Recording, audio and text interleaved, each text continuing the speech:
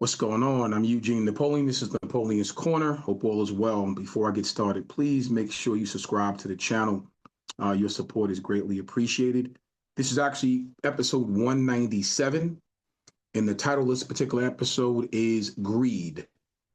Greed, which is interesting because with what's going on around our country and literally around the world, I think this particular topic is much needed. So, how much do you really need? When you ask that question, that's a loaded question, but probably a lot of different variables, a lot of different, answers to it. But when you talk about greed, the excess and the desire to accumulate wealth, power, the status beyond which, someone is comfortably, amount of money that they really need to survive.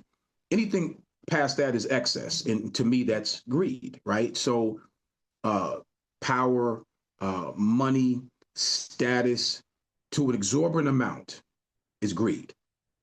And it made me think about this because, again, I'm looking at where we are in our country right now and really where the world is when you talk about, people who have reached so much wealth or overabundance of it. It makes you think, or at least it makes me think. I can't speak for others. It definitely makes me think. So,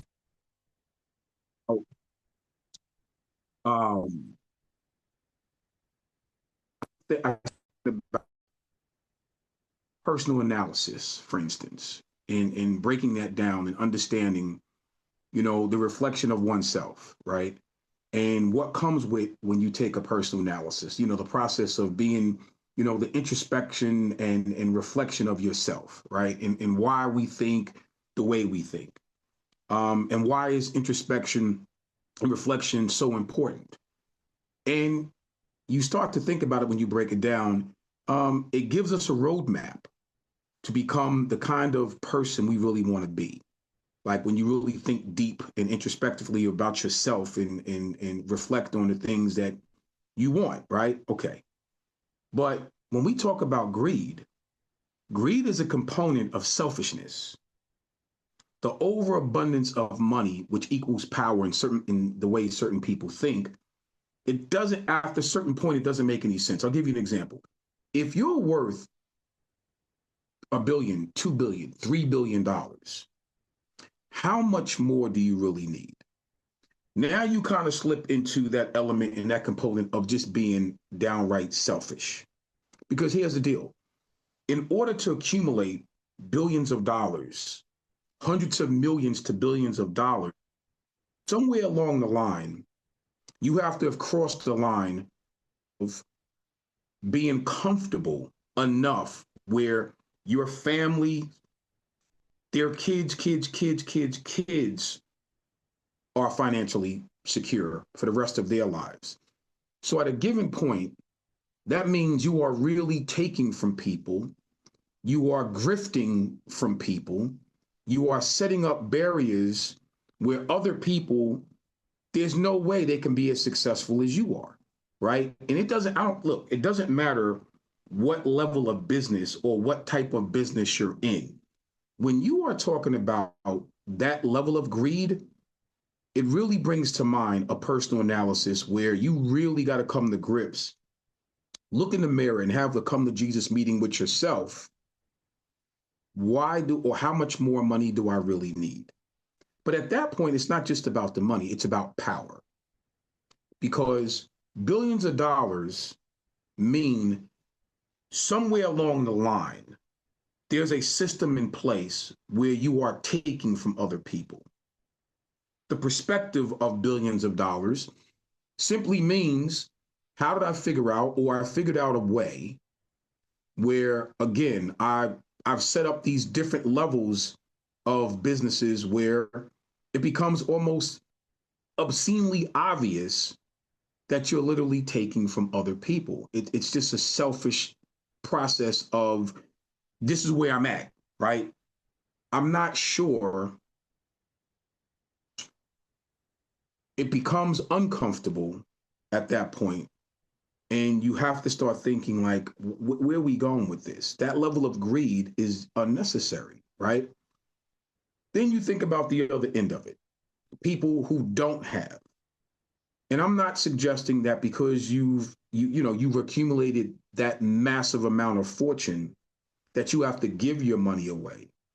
But once again, the question comes to mind, how much more money and power do you really need?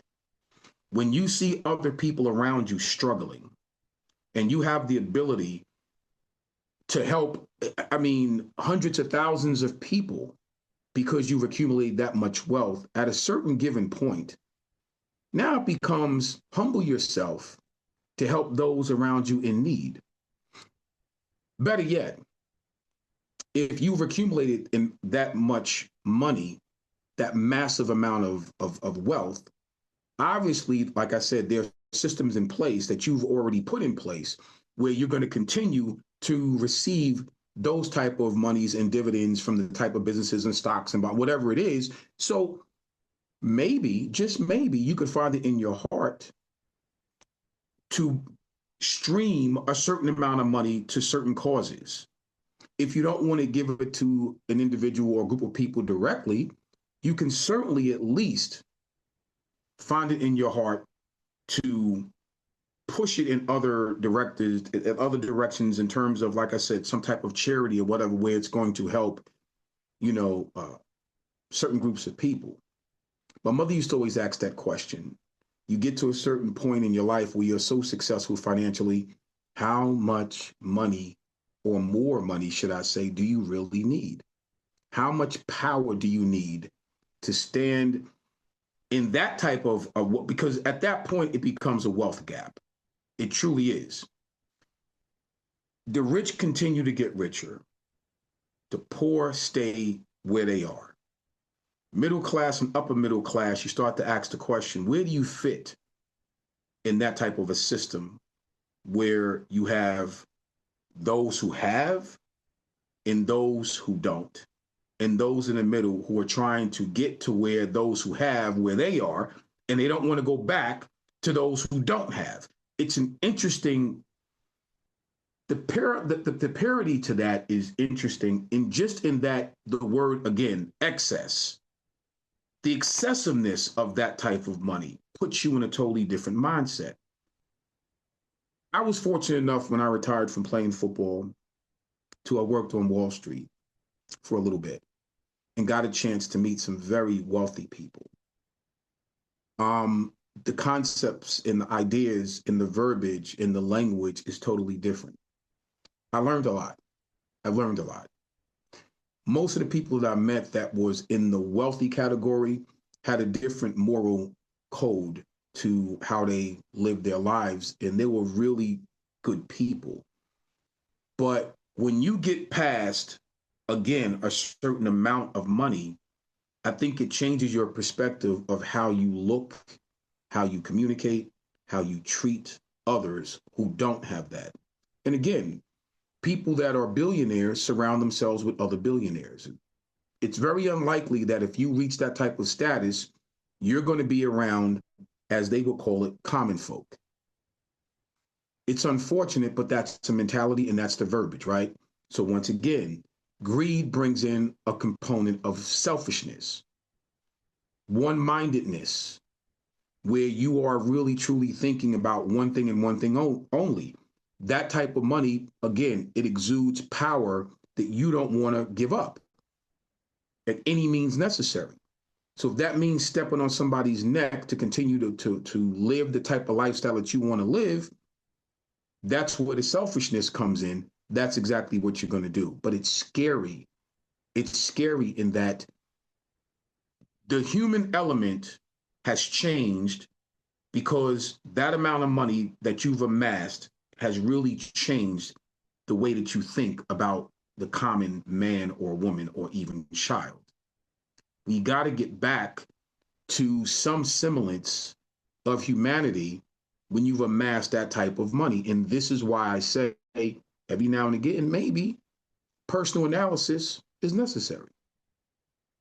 Maybe understanding that the introspection of how we reflect on maybe how we got to that type of wealth Maybe going back to the drawing board, each one teach one. Maybe going back to let me help others because God has blessed me immensely to amass this wealth that it's such a huge gap.